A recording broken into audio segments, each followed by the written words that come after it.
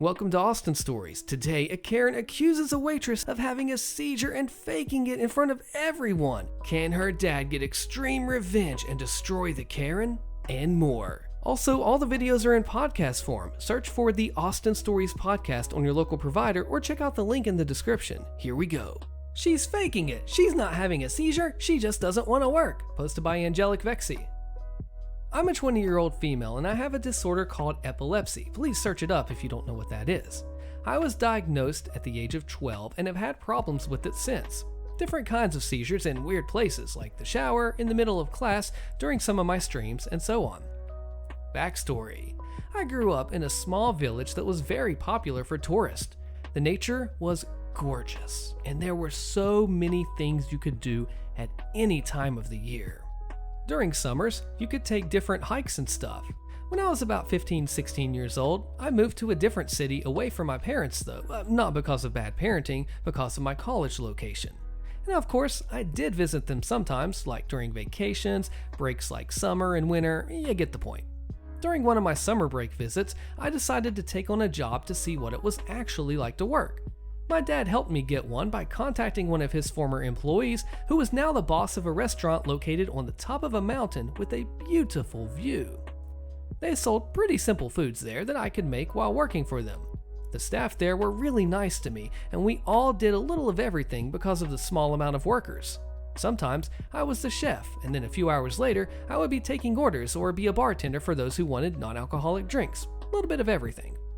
This restaurant was pretty packed during summer and almost every table would be taken for at least 4 to 5 hours straight. So we had a lot to do when it came to food and serving it.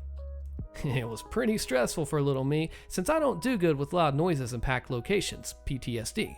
Kind of a nightmare in my opinion, but if I was an employee there, then I was gonna work. My boss was very nice to me though since she knew my dad and my diagnosis. We did have breaks, but they weren't more than 5 minutes long because of everything that needed to be done in this restaurant while it was open. Actual story. One day, a family of 6 walked in while the entire restaurant was packed with people. So much so that some of our customers were sitting on the balcony floor while eating. They seemed fine with it though. After about 7 minutes of me serving some foods and taking orders, giving it to the chef, I heard a super quiet clearing of a throat and turned around to see where it came from. It was from the family, who were now standing in front of the exit door, blocking it. I took a deep breath and walked up to them with a smile on my face. "Hello, ma'am." She rudely interrupts me, saying, "Oh my gosh, finally, you are so slow." At first, I was shocked, but then I asked her if she needed help with anything. To which she responded with, "Well, duh, me and my family need a table pronto so that we can sit down and get some food. We've had a very long walk and need to rest, especially my kids." She points to her kids who look to be around 10 to 15 years old and just looking at their phones. Even the husband was, not giving a single crap about what's happening. Well, at this point, Karen was right in my face, beet red and looking like she's gonna murder me through poison with the huge amount of perfume radiating from her clothes. I backed away a few steps and I said, "I'm sorry, man, but we are packed at this moment. I can't give you a table right now. If you want to though, you can wait outside the restaurant until I can." If it was even possible, Karen became even more red and screamed at me, "Let me see your manager. You are being so rude." I started panicking, but did as she said and started looking for my boss who currently was washing some dishes in the back. I ran over to her and explained the situation. She told me to stay here and that she would handle Karen while I took on the dishes. After a few minutes of washing, my head started to hurt and I was feeling like I needed to sit down or I would collapse at any moment. I knew what was happening and as quickly as I could, took out my phone. I messaged my dad that I was having a seizure and that I needed help because it was getting worse. My dad sent a message that he'd informed my boss and was on the way here to pick me up since I have no way of controlling my body and needed to go home or to the nearest hospital, which was about 5 hours away from where I was. My boss soon came back and told me that I could go home and she would handle my work today.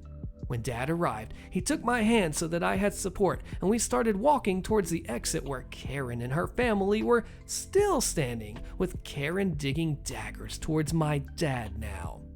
Then, she decided to make the most stupid decision I have ever heard or seen.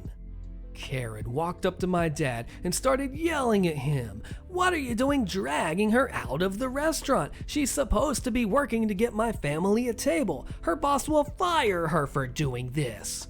My boss walked up to her and said, "Ma'am, even though this is none of your business, I have allowed her to leave because my employee is having a seizure and needs to go home for some rest." My dad ignored the argument and we kept walking towards the exit. Then, without any kind of notice, Karen grabbed me and started shaking me to prove that I wasn't having a seizure.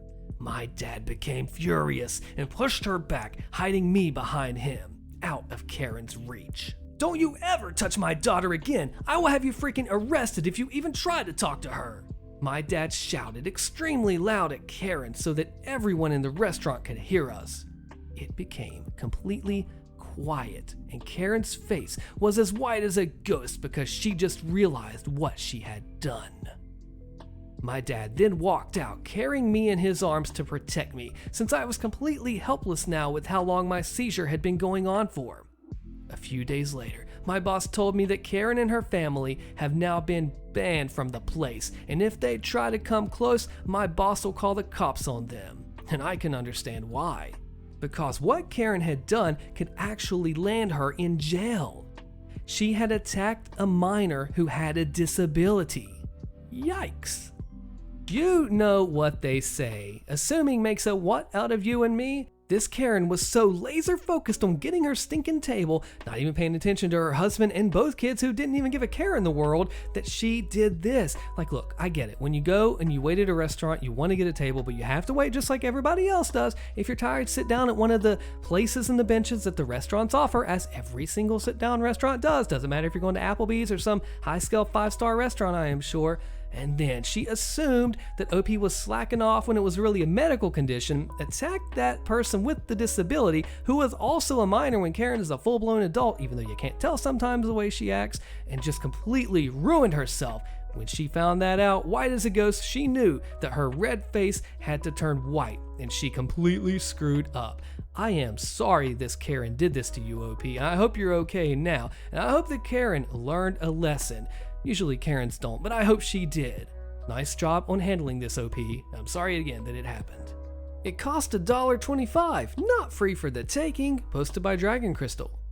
I'd originally posted the story in Entitled People, but was told to post it here too, so here it is. I'm sure everyone who's gone to the movies has seen flavored salts for popcorn. At the theater that I worked at, we have them laying on a small rack on the registers, and I was told that we used to have a price label on it, but people or kids would rip them off, so management stopped replacing them.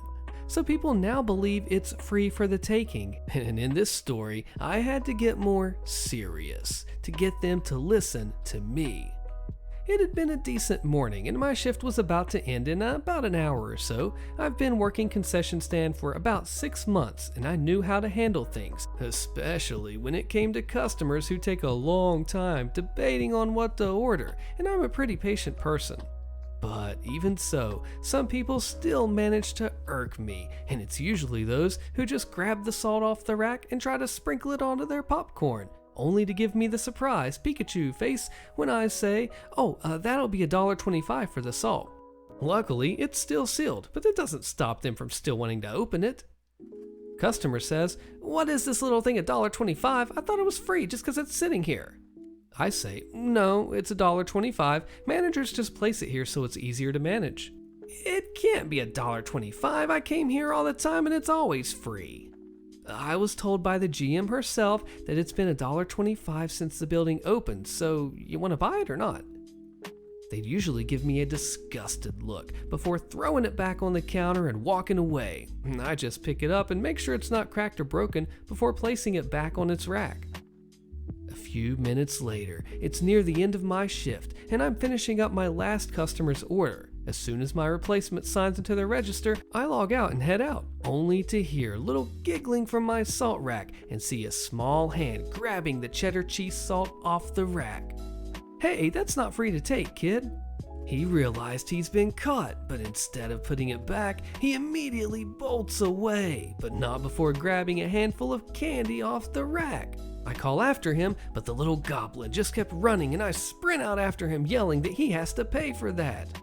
Luckily, he didn't make it too far before I caught up to him. His parents were waiting for him at their auditorium door and questioned why I was following their child. I explained that he took some items from the stand and he either puts them back or pays for them.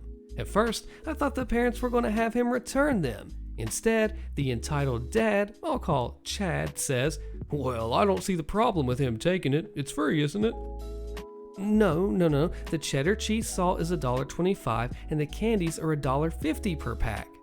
Entitled mom, aka Karen, replies, "Our son would never steal things. I'm sure you're just mistaking him for someone else." "No, I watched him take it from the rack and run away. Why else would I be calling out to him?" The hobgoblin replies, "But I just want some candy." "You still have to pay for it. It's considered stealing if you just run off with it." "Well, he wants it and we're missing our movie. Well, I'll pay for it afterwards before we head out." "The preview's just started. One of you can still go and pay for it. Or you can just leave us alone, or we're going to report you for harassing us and our child. Or I can have security come and escort you to the front, or you can pay for the salt and the candies. Your choice." Chad's looking ticked, and I'm not an intimidating person. I'm very much the opposite, a soft-spoken person and very, very shy, as well as short. But I've dealt with getting picked on, bullied, and pushed around by others, so that I wasn't going to let them get away with it. Chad shouts, "I'm going to have you fired for harassment, because this is unacceptable. You're claiming my boy stole from you when he clearly didn't." At this point, I was getting ticked, and when I spotted security, I waved over to get him to deal with the entitled parents, who tried to let their hobgoblin sneak away until I pointed out that he was the cause of this argument, which his parents again denied, and when they became too loud, security was forced to have them move away from the auditoriums, since I'm sure the other moviegoers were able to hear Chad. The manager, the GM River herself, was called and I told them my side of the story, while the entitled parents still claimed that their hobgoblins still didn't steal anything until River suggested checking the cameras to verify what actually happened. Chad started making excuses about how they were missing their movie, before claiming the hobgoblin should get to keep the salt and the candies as compensation for them missing their movie, admitting that their little hobgoblin did in fact steal them. River, not giving in to them, told them, "Either one of you can pay for them or we get you a refund and you can leave." Chad says, "This is utter bullcrap. Why do we have to pay for it when it's sitting right there? It should be free for just sitting there in the open. Forget it, this place is terrible. We're leaving and we're never coming back again." Security says, "You still have to hand over the things that weren't paid for." Chad takes everything back from his hobgoblin and throws them onto the ground before dragging his screaming goblin away, followed by his just as entitled and annoyed wife Karen, who was glaring daggers at us, remarking, "Ugh, I was right about this place being racist towards white people, always picking on us and just stealing our jobs. You just lost yourself some customers. Oh, and by the way, AMC is better." River says, "Yeah, so what? Go there then." Karen and Chad gives us a final glare, maybe even flipping the bird at us, but I was busy cleaning up the spilled salt to notice. Never saw them again afterwards, but I honestly didn't care, because I've dealt with worse hobgoblins and entitled parents. Oh man, if you're out at the movies and your kid steals something, they say they got it on camera, don't try to just take up and then make excuses.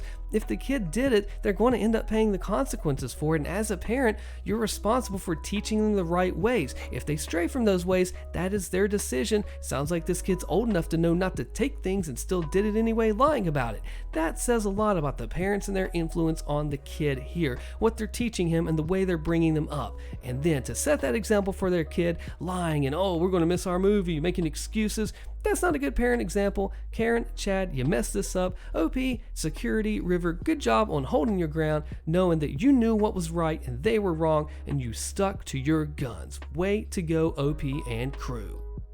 My super fun encounter with an entitled mom, also a complete stranger, who just left her kid with me while I was enjoying a massaging chair at the mall, posted by Majestic Jazz Hands. I'm so excited to finally have something to contribute to this sub. Also, heads up, it's a somewhat long story. I decided to go to the mall today because I haven't been there in a while and I needed some stuff. Due to the nature of my career, my back hurts only just all the dang time. I came upon a section of those leg and back massaging chairs and said, heck yeah. Some things to know about these chairs.